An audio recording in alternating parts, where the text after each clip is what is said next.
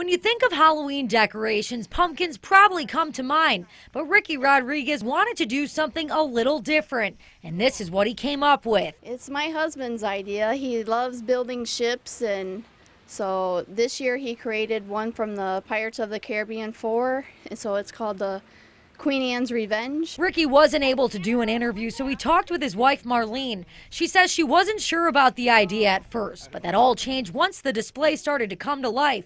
If you take a look around, there's a lot going on. They've got a bar set up with a skeleton serving drinks. There's also a custom-made cannon.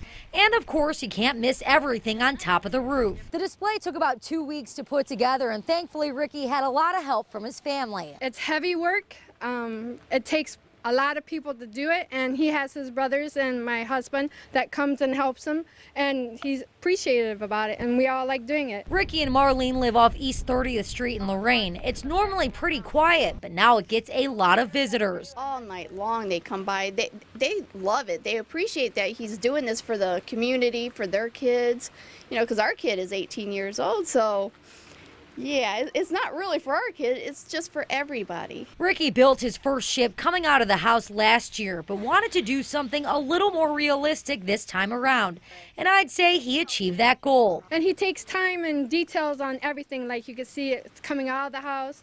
He plans everything. He does it the way it should be done. In Lorain, Brittany Harris, Fox 8 News.